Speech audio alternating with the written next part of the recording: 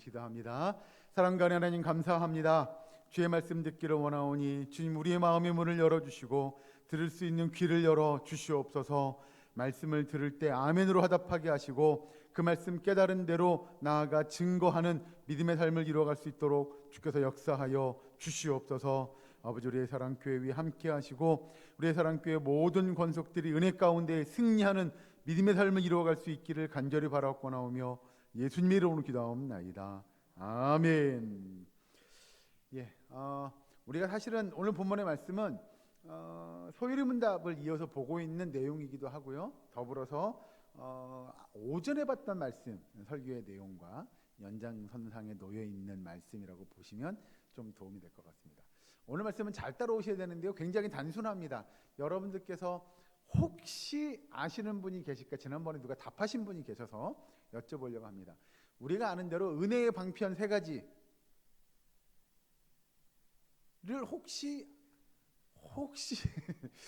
혹시 누가 아실까 싶어서. 은혜의 방편 3가지 뭐라고요? 말씀, 기도, 봉사. 여기 봉사 아니고요. 네? 성례입니다. 성례. 성찬 예식, 우리가 이야기하는 성례식입니다. 이거 하는 건 대단한 겁니다. 어디 가서 저 안다고 하셔도 될 것 같습니다. 자, 그 중에 우리가 이야기하는 오늘 말씀의 제목은 은혜의 수단이라고 이야기했는데요. 결국은 은혜의 방편 또는 방법에 해당되는 내용입니다. 여러분들 소유리문답 책을 이렇게 보시면 오늘은 조금 많이 보려고 하는데요. 문항의 88, 89, 90 이 3개의 문항을 이렇게 합쳐서 함께 보려고 합니다. 그럼 은혜의 수단, 은혜의 방편, 방법이라고 하는 그 말씀이 왜 은혜의 수단이겠느냐라고 하는 내용들을 오늘 살펴보려고 합니다. 먼저 여러분들이 너무나 잘 아시는 내용일 건데요. 하나님께서 우리를 구원하기 위해서 예수님을 보내주셨습니다. 왜 보내주셨죠? 무엇 때문에 보내주신 거죠? 우리를 용서하기 위해서. 뭐로부터요? 죄로부터. 우리의 죄를 용서해 주시기 위하여 예수님께서 이 땅에 오셨다는 걸 우리는 잘 압니다. 그리고 우리가 그래서 그 일을 통하여 우리가 이제 하나님의 자녀. 이건 이해되시죠? 그래서 예수님께서 오셔서 이렇게 얘기합니다. 이제 하나님을 뭐라고 부르라고요? 아바 아버지. 그래서 아빠라고 부를 수 있는 아버지와 아들의 관계, 자녀의 관계가 되었음을 우리는 이야기합니다. 그리고 예수님이 이 땅에 오신 사건을 통해서 우리가 하나님을 아버지라고 부를 수 있는 자녀가 된 것과 더불어서 아주 먼 미래에 우리에게 소망을 주셨죠. 무슨 소망이요? 구원, 그 다음에 부활에 대한 소망이죠. 부활할 때 우리는 어떻게 부활한다고 그랬죠? 어떻게 부활하죠? 그렇죠. 권사님, 성령을 주실 겁니다. 이미 성령이 우리 함께 하시는데 부활할 때 뭐 있잖아요, 이거. 그렇죠. 근데 궁극적으로 나중에는 영만 부활하면 안 되죠. 그렇죠. 우리가 그 육체적인 부활 이해되시죠? 그래서 언젠가 우리의 육신은 썩어 없어질 겁니다. 그러나 나중에 부활할 때 우리는 육신을 가지고 부활하게 될 거다. 믿으십니까? 그런 의미가 이제 거기에 담겨 있는 거죠. 그 중에서 여러분 오늘 그 소유리문답 88번의 문항은 이렇게 합니다. 그리스도가 구속의 유익을 우리에게 주고자 사용하시는 외적인 수단은 무엇입니까? 라고 물어봅니다. 여러분 다시, 그리스도가 구속의 유익을 우리에게 주시고자 사용하시는 외적인 수단은 무엇인가? 라고 하는 겁니다. 거기에 대한 답을 제가 읽어드릴게요. 그리스도가 구속의 유익을 우리에게 주고자 사용하시는 외적이고 일반적인 수단은 그리스도가 정하신 규례들로서 특별히 말씀과 성례와 기도이며 이 모두가 선택하신 자들을 구원하는 효과적인 수단이다 라고 하는 겁니다. 아까 말씀드린 중간에 말씀과 성례와 기도가 등장하게 됩니다. 그 중에 오늘 첫 번째 시간인 말씀에 대해서 살펴보려고 합니다. 여러분, 우리가 말씀을 들으면, 여러분들은 제가 언젠가 그런 설교를 한번 드린 적이 있는데요. 말씀을 듣고 예배를 드리는 하나의 목적이라고 얘기하면 좀 뭐한데, 이 예배를 통해서 우리가 얻고자 하는 것이 있죠. 이게 뭐죠? 믿음도 있고요. 또 제가 방금 전에 맨 처음에 질문 드렸잖아요. 뭐에 관한 세 가지라고 했죠. 뭐의 세 가지요? 그렇죠. 말씀, 성령, 기도인데 이거 뭐에 관한 세 가지라고요? 예, 은혜의 방편이라고요. 여러분이 말씀을 들으며 우리가 바라는 건 아마 이따가 나가면서 나 오늘 은혜 받았어 라고 하는 마음으로 교회의 문을 나서는 걸 다 원하실 겁니다. 맞습니까? 아닌 분도 계신가요? 이렇게 아멘 안 하시는 분도 계셔서. 자, 우리는 모두 그래서 말씀을 통하여 은혜 받기를 원하죠. 여기서 이야기한 대로 그러면 은혜는 어떤 거냐라고 물어보면 여러분들은 뭐라고 답하시겠습니까? 은혜는 뭔가요? 권사님 정답인데. 거저 주는 거죠. 그래서 이걸 우리 다른 말로 뭐라 그래요? 선물이라고 이야기합니다. 그래서 은혜는 여러분 선물입니다. 우리가 여러분들이 여기서 하나님의 말씀을 듣고 예배 시간에 예를 들어서 말씀을 듣고 은혜 받기를 원해요. 그런데 여러분들이 너 예배 잘 드렸어. 그러니까 내가 너에게 은혜를 줄게. 하나님께서 그렇게 주시는 게 아니잖아요. 우리는 그냥 가만히 앉아서 뭐 하면 돼요? 예배를 드리고 찬송을 하고 기도하는 거예요. 근데 그건 우리가 잘해서 하나님께서 오늘 내가 예배를 너무 예쁘게 잘 드렸나 봐. 하나님께서 나에게 은혜 주셨어. 라고 하는 게 아니죠. 하나님이 우리에게 선물로 주는 거죠. 이걸 다른 단어 한 글자로 바꾸면 뭐냐면 이것 또한 우리에게 복이 될 겁니다. 그래서 여러분 사실은 우리는 그런 걸 꿈꾸죠.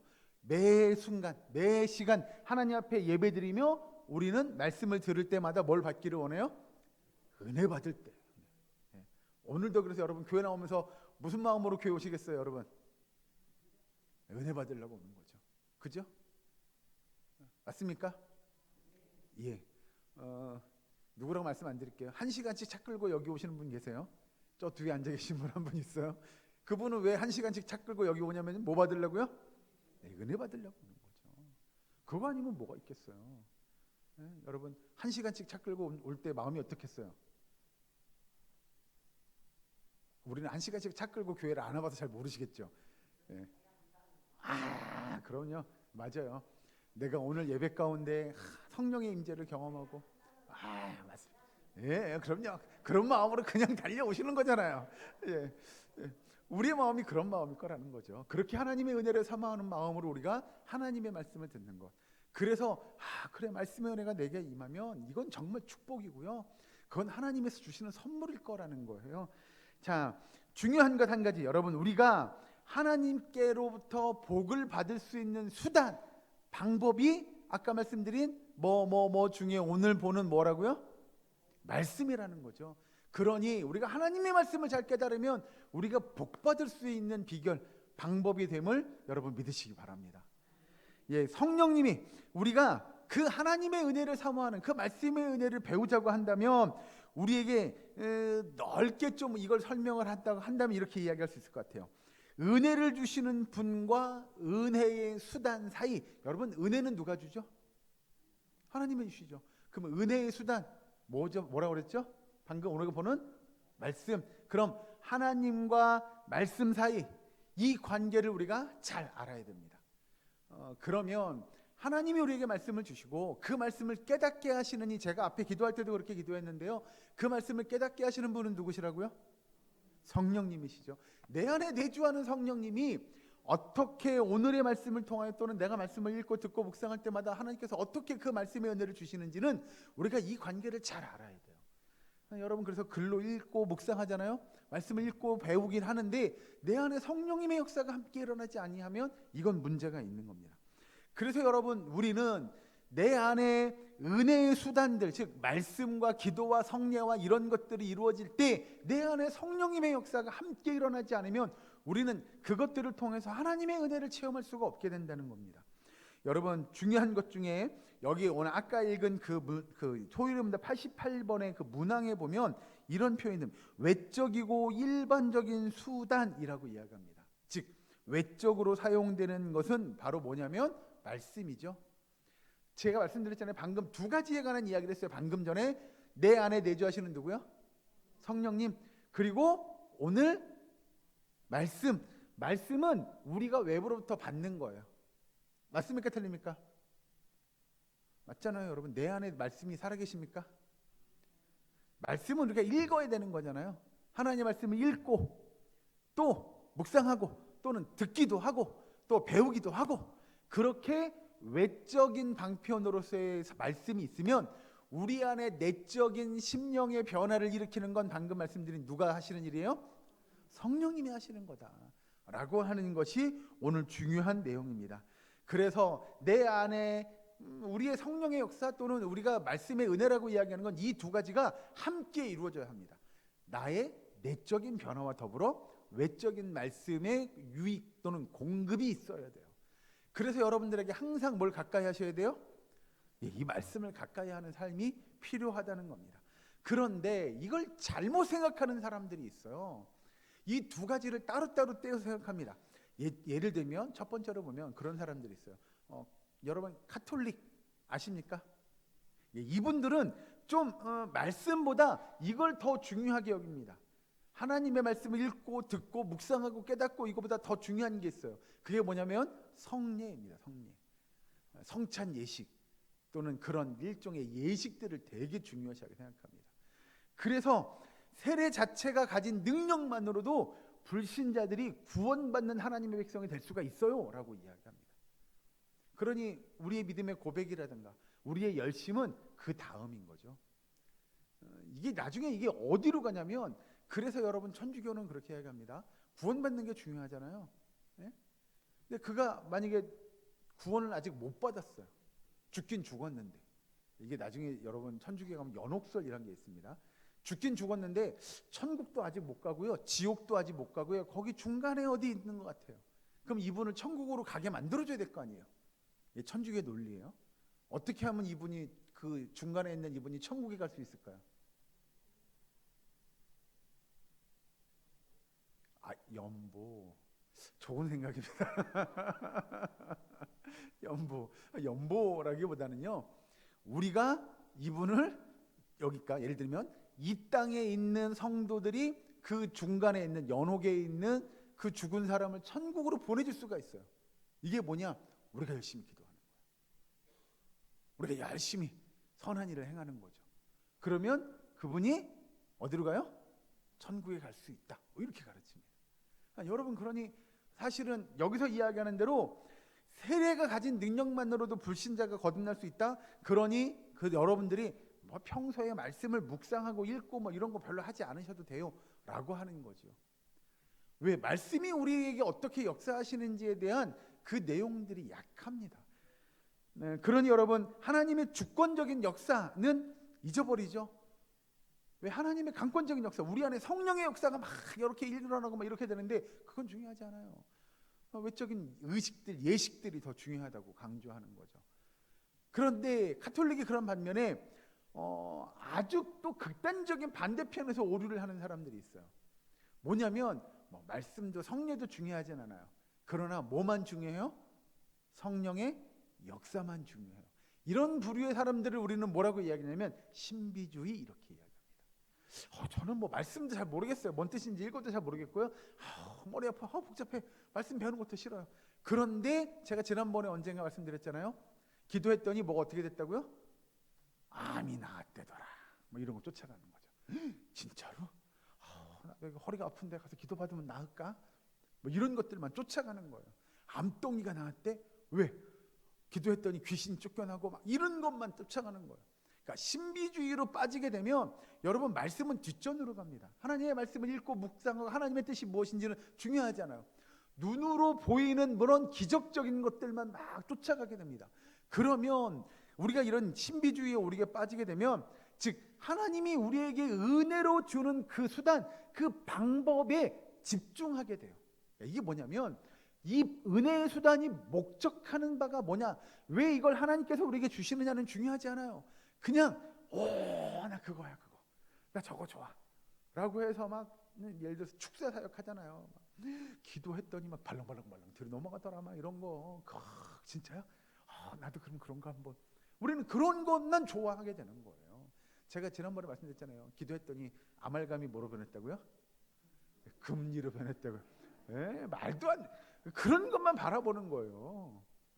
저는 사실 근데 믿습니다. 아말감이 금리가 될 수도 있지요. 왜요? 성경은 죽은 사람도 살아나는데, 아니 그게 금 되는 거 그게 대수겠어요? 라고 믿긴 믿지만 우리가 원하는 건 그게 우리의 목적이고 목표고 신앙생활의 주가 되어서는 안 된다는 겁니다. 그러니 여러분, 오늘날도 저와 여러분은 기적을 믿는 줄로 믿습니다. 기적이 일어날 수 있습니다. 지금도 일어나요. 그런데 중요한 건 왜 하나님께서 그 기적을 통하여 우리에게 뭘 깨닫게 하시느냐, 뭘 원하시느냐가 훨씬 더 중요한 겁니다. 즉 기적 자체가 중요한 건 아니라는 거죠. 옛날에도 여러분 이 그 종교개혁 당시에 이런 사람들이 있어서 신비주의적인 것만 막 쫓아가는 사람들이 있어요. 이런 사람들을 뭐라고 얘기하냐면 제세례파 이렇게 이야기합니다. 그래서 그들을 보면 신비주의는 말씀, 하나님의 일반적인 이 은혜의 방편들은 뒤로 무시합니다. 그건 뭐 중요한 건 아니에요. 일단 막 기도해서 막 성령의 은혜를 받고 막 흔히 얘기하는 기적과 같은 역사들을, 우리가 성령의 은사들을 그것만 중요시 여기게 되면 우리의 신앙은 잘못된 길로 들어가게 되죠. 그래서 여러분 사실 아주 긍정적인 건 뭐냐면 말씀과 함께 내 안에서 역사하시는 성령님을 의지하는 믿음의 삶이 굉장히 중요합니다. 성도는 무슨 일에서든지 아까 얘기한 일반 은총과 질서 가운데 주는 모든 그 도구들을 잘 선용할 수 있어야 합니다. 즉 말씀드린 대로 우리가 기도했더니 은사가, 예를 들어 그런 거죠. 어떤 분이 하나님께 기도했더니 신유의 은사를 받았어요. 기도했더니 막 나아요. 내가 아픈 사람을 위해서 내가 손을 기도했더니 통증이 사라졌어요. 저 아프지 않아요. 나아요. 그런 일이 있을 수 있죠. 그런데 중요한 건 그것이 궁극적으로 나타내는 목표나 방향은 뭐냐라는 거예요. 예를 들어 그런 건 아주 나쁜 예를, 극단적인 예를 하나 되겠습니다. 어떤 사람이 그렇게 신유 은사를 받았어요. 그래서 기도했더니 사람이 병을 나았어요. 그럼 병을 나은 사람이 뭐 주기를 바래요?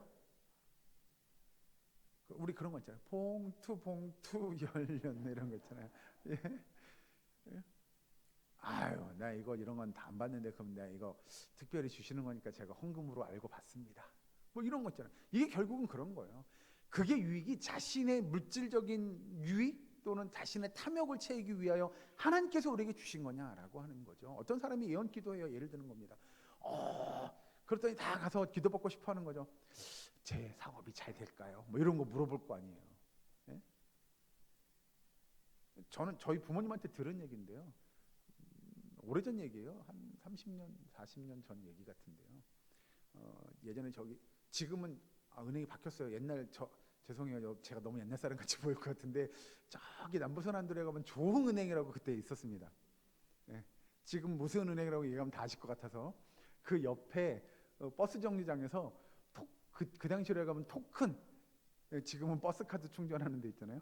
토큰 교환해주는 판매하는 분이 계셨어요. 그분이 어느 날 기도하는데 그랬다는 거예요. 하나님 저에게도 은혜를 주세요 라고 기도를 하는데 갑자기 그분이 그랬대요. 진짜 불덩이가 자기 가슴으로 팍 들어오더래요. 이 실제로 그분이 간증한 일이니까 들어오더래요. 그리고 나서부터 그분이 뭔가를 보기 시작했대요. 여러분 같으면 좋을 것 같습니까? 나쁠 것 같습니까? 좋을 것 같죠. 이분이 사람을 보면 그 사람의 미래가 보인다는 거예요. 근데 여러분 예를 들어서입니다. 예를 들어서 그런 거죠. 여러분이 예를 들어서 저에 대한 미래를 봤다고 치죠. 제 미래의 제일 마지막 장면은 뭘까요? 아유, 그렇게 비극적인 것만 보시겠어요? 근데 진짜 그분이 그 장면을 보더랍니다. 사람을 보는데, 그 사람의 미래를 보는데 그 사람이 어떻게 죽는지가 보인대요. 생각해보세요 여러분. 그게 복입니까? 정말 그분 표현에 못 살겠더래요. 이 사람이 어떻게 죽는지 그 미래가 보이니까. 그래서 뭐 하기 시작했을까요? 우리 권사님 다시 기도하기 시작했습니다. 뭐라고요? 거두어가 주세요. 여러분, 제가 이거 뭘 이야기하고 싶은 거냐면요, 하나님께서 우리에게 신비한 능력들을, 은사들을 때로 주기도 합니다. 그런데 그걸 통해서 하나님께서 나에게 또는 우리에게 어떤 걸 원하는지를 깨닫는 게 중요한 거지, 그 신비한 은사, 그게 목적이 되어서는 안 된다는 거죠. 그러니 우리의 삶은 이 두 가지, 외적인 표징과 내적인 이 표징들, 이 수단들이 같이 함께 일어나져야 우리가 그래, 하나님 나에게 이걸 주신 목적이 그거예요? 예, 제가 그건 하기 위하여 이거 사용하겠습니다. 선하게 우리가 사용할 수 있다는 거죠. 성경 말씀을 한 군데 찾아봅니다. 우리 베드로전서로 넘어갑니다. 오늘 본 말씀 꽂아 놓으시고요. 뒤로 좀 넘어가셔서 베드로전서 1장 23절에 있는 말씀을 보겠습니다.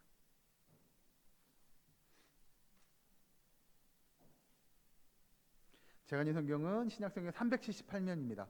베드로전서 1장 23절 말씀, 다 같이 한 목소리로 함께 문독하겠습니다. 시작. 너희가 거듭난 것은 썩어질 씨로 된 것이 아니요 썩지 아니할 씨로 된 것이니 살아있고 항상 있는 하나님의 말씀으로 되었느니라. 아멘. 예, 아침에도 우리가 이런 비슷한 내용 봤죠? 씨에 대해서 배웠죠. 여기서 그래서 하나님의 항상 있는 하나님의 무엇으로 되었다고요? 말씀으로 되었다고요. 그래서 여러분, 우리는 하나님의 말씀이 내 안에 살아 숨쉬게 하셔야 됩니다. 그 외적인 말씀을 그래서 우리는 항상 읽고 듣고 묵상하고 배우는 일들을 게을리하시면 안 됩니다. 또 한 군데 말씀을 볼까요? 우리 오늘 본문 읽은 로마서에 있는 그 10장 16절과 17절에 있는 말씀을 봅니다. 오늘 본 말씀인데요. 로마서 10장 16절 17절 말씀 여기 제가 읽어드릴게요. 그러나 그들이 다 복음을 순종하지 아니하였도다. 이사야가 이르되 주여 우리가 전한 것을 누가 믿었나이까 하였으니 그러므로 믿음은 들음에서 나며 들음은 그리스도의 말씀으로 말미암았느니라. 예, 그러니 우리는 하나님의 말씀을 듣기를 사모하는 저와 여러분 되기를 주 이름으로 축원합니다. 예, 그 사모함이 있어야 돼요. 그 말씀을 들어야 우리 가운데 뭐가 자라나요? 예, 믿음이 자라나는 거죠.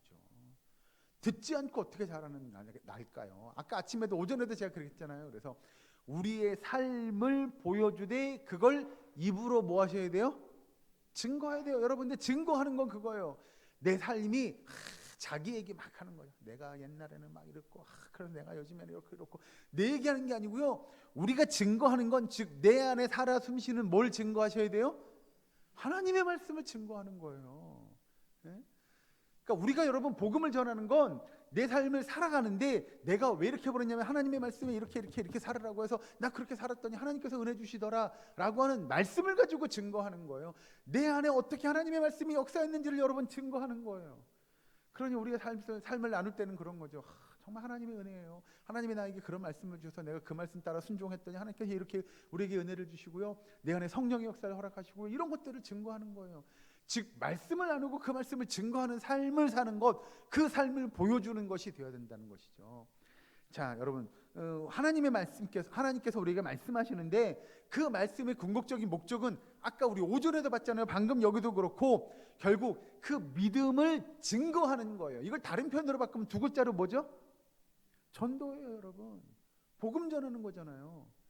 다른 이들에게 내 삶을 보여줘요. 내가 말씀 따라 살아가는 삶을 보여줘요. 그걸 말로 증거해요. 예, 그건 전도하는 거예요. 그 외에 하나님께서 우리에게 이제는 은혜를 주신 목적 또는 말씀을 주시는 목적, 우리에게 성령의 내주하심의 목적은 다 무엇이냐면 다 한 방향으로 흘러가요. 결국 성도의 삶을 아까 우리 오전에 표현을 빌리면 정말 건강하게 이루어가길 원하는데 왜요? 네, 그 건강함으로 증거하셔야 돼요. 나타내셔야 돼요. 그걸 여러분이 복음을 전하는 삶, 그것이 마땅히 성도가 해야 될 삶의 궁극적인 목표라는 거죠. 여러분, 그래서 오늘 말씀에 비추어 보면 이렇게 정리할 수 있을 것 같습니다. 전도를 하고 설교를 듣는 가운데 하나님의 말씀이 저와 여러분들을 또는 그 복음을 듣는 그들을 변화시키는 신주로 믿으시기 바랍니다. 예, 여러분 여기서 이야기하는 대로 전하는 이 없이 선포하는 이 없이 그럼 이런 역사가 일어날 수 있느냐? 아닙니다. 결코 그런 역사는 일어날 수 없죠. 성경을 한 군데 더 찾아보겠습니다. 베드로전서로 넘어갑니다. 베드로전서 2장 2절 말씀 볼까요? 아까 읽은 말씀 바로 밑입니다. 베드로전서 2장 2절 말씀 제가 읽은 성경은 신약성경 378면입니다.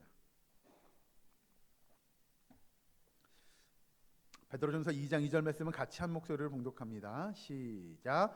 갓난 아기들 같이 순전하고 신령한 젖을 사모하라.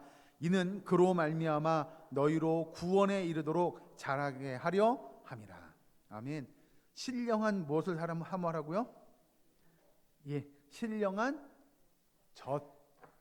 우리는 그래서 여러분 하나님의 말씀을 이렇게 표현하죠. 우리는 밥 먹는 걸 뭐라고 표현하냐면 육의 양식, 하나님의 말씀을 영의 양식.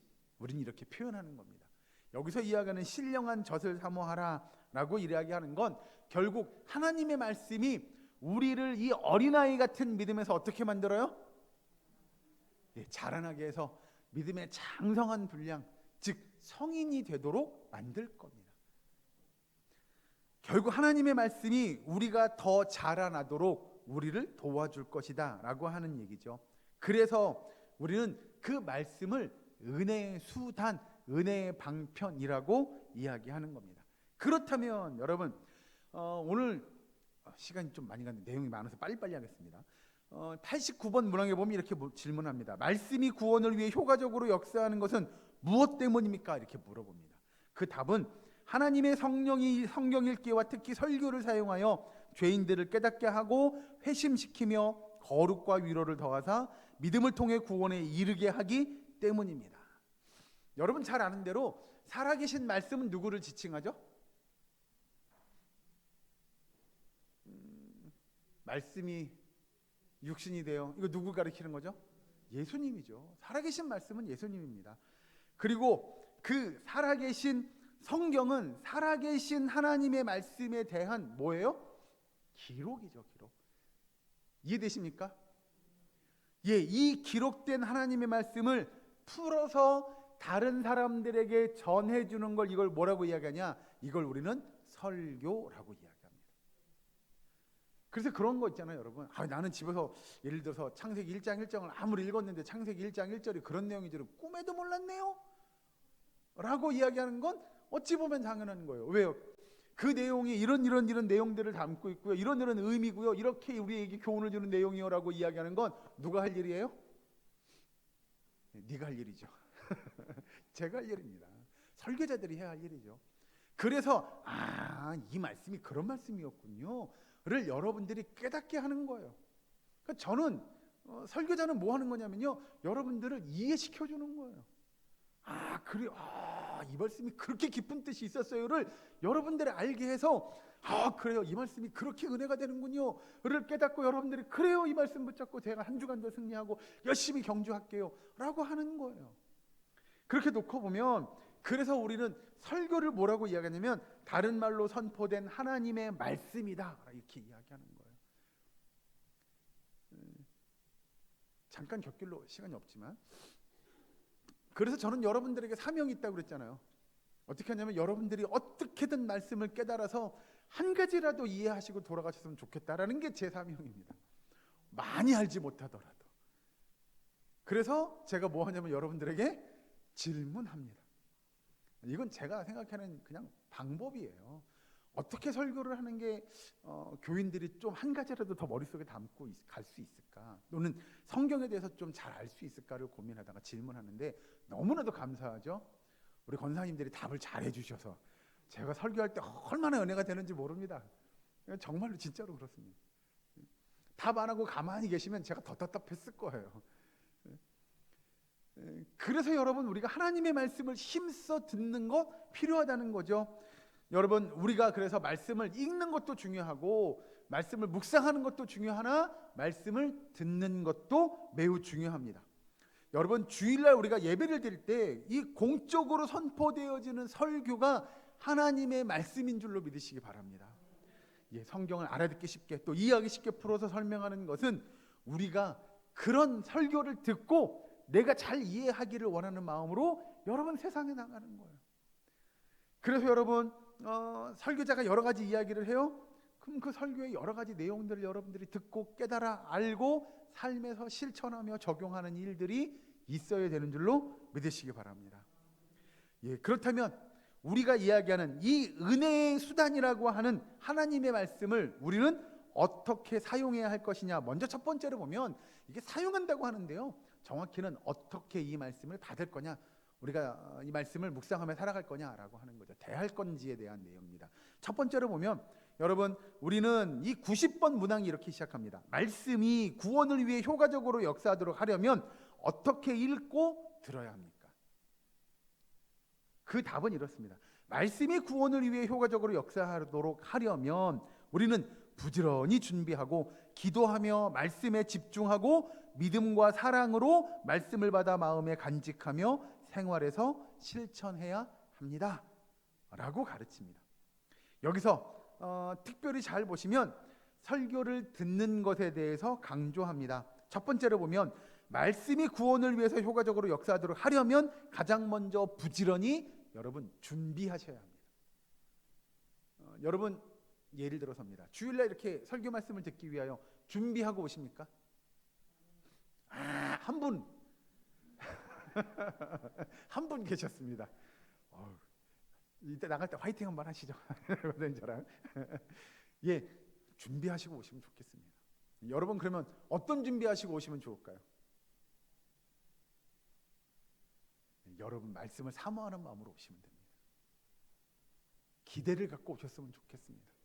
이건 단순히 목사가 설교자가 뭐라고 하냐가 아니고요, 하나님께서 나에게 지금 뭐라고 들려주시고 싶어 하시는 거냐를 여러분들이 들으셨으면 좋겠어요.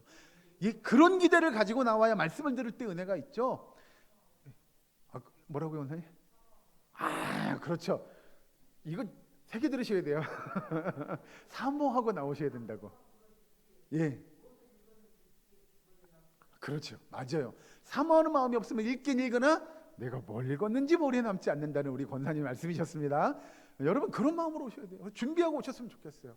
정말 말씀을 사모하는 마음으로, 기대하는 마음으로 오셔서 예배를 드리는 사람은 다를 겁니다.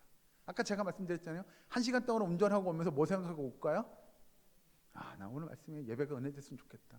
하나님께서 나에게 그 말씀 듣기를 사모하는 마음으로 오지 않을까요? 똑같습니다. 여러분 두 번째를 보면 그러면 그런 사모하는 마음, 준비하는 마음을 가지고 오시고, 여기서 준비된 마음이 두 번째도 준비된 마음인데 뭐냐면 여러분 우리가 우리의 것들을 내려놓는 준비를 좀 하셔야 됩니다. 그러니까 우리는 우리의 욕심을 여기 가득 담아놓고서는 하나님의 말씀을 여기다 받으려고 하면 내 욕심이 먼저잖아요. 들어올 데가 없어요. 그러니 하나님의 말씀이 내 안에 자리 잡을 수 있도록 이렇게 자리를 쫙 내려놔 주셔야 돼요. 내 욕심과 내 생각들을 내려놓는 일들이 필요합니다. 그래야만이 말씀을 말씀답게 들을 수가 있어요. 그렇지 않으면 자꾸 그 말씀을 우리는 튕겨냅니다. 이건 내 이야기는 아닌데. 옆에 이렇게 한번 쫙 바라봐 주시죠. 이 옆에 있는 누가 들어야 되는 얘기인데 이렇게 되면 안 된다는 얘기예요, 여러분. 그렇게 되면 안 되고요. 내 마음을 이렇게 열어놓고 그래, 이게 하나님이 나에게 주시는 말씀, 이런 말씀의 자세들이 필요하다는 거죠. 그러면 그런 준비를 하려면 여러분들이 꼭 이거 하나 필요합니다. 아까 본 것 중에 우리가 그 말씀의 준비를 함에 있어서, 사모함에 있어서 여러분 이걸 빼뜨리고 주일날 예배 자리에 나온다고 하면 이건 어불성설일 겁니다. 그러므로 뭐 하셔야 돼요? 그렇죠. 우리 권사님, 주권사님, 기도하는 거죠. 기도하는 마음으로 나오시는 거죠. 사모하는 건 그냥 좋겠다가 아니고, 하나님 정말 그 하나님의 말씀이 들리게 하시고, 그 말씀이 내게 도전이 되고 은혜가 되게 하시고, 그 말씀이 나의 말씀이 되고 하나님의 그 내 귀에 외치는 외침이 되게 해주세요라고 우리가 기도하는 마음으로 그 말씀을 받아야 한다고 성경은 우리에게 가르칩니다. 여러분, 그래서 믿음과 사랑으로 그 말씀을 받지 않으면 우리는 그 말씀을 우리의 삶에서 실천해낼 수가 없습니다. 그 말씀이 정말 내게 도전이 되는 말씀이 되어야 그 말씀을 가지고 실천하죠. 그렇지 않으면 우리는 하나님의 그 말씀이 내 말씀이 아닌 게 되는 겁니다. 여러분, 우리가 설교를 듣는 순간에 두 가지 태도가 필요한데요. 하나는 믿음과 사랑으로 하나님의 말씀을 받아야 합니다. 그리고 두 번째는 뭐냐? 우리가 설교를 듣거나 성경을 읽는 궁극적인 목적이 바로 이 말씀대로 우리가 삶을 살아가기 위함임을 여러분 잊지 않으셨으면 좋겠습니다. 성경을 한 군데만 더 찾아볼까요? 야고보서로 넘어갑니다.